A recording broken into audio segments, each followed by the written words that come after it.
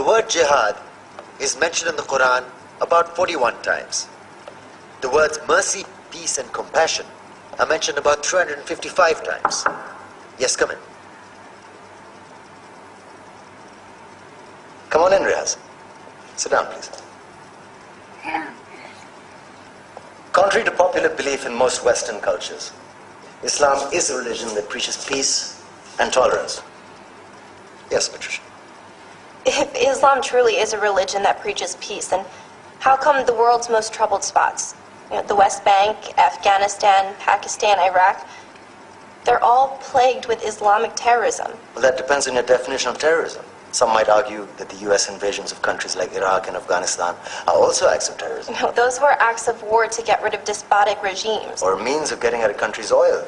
Conspiracy theories. Well, May I? Yes, please. Go ahead, Riaz. Mr. Khan is right. I mean, if we're talking about terrorists, the world's biggest terrorists are the white superpowers. Come on now. No, really, stop and think about it. Explain 9/11. Okay. Do you know how many people died in the Twin Towers strike? Around 3,000. And do you have any idea how many people died in the bombing of Afghanistan? Take a wild guess. More than 15,000 people died. And that's just conservative figures. About 50,000 tons of explosives were dropped on innocent civilians. Men, women, children. Yeah, but that was because of the Taliban. Now that you brought it up, did you know that the Taliban was a creation of the CIA to fight the Russians? Whatever. They were still harboring terrorists. Yeah, right. Terrorists that were never found. Just like the weapons of mass destruction that were never found in Iraq. Do you want to get into the death toll in Iraq? 500,000 civilians and counting. And what do Britain and America say when they don't find these weapons? It's simple. They just say sorry.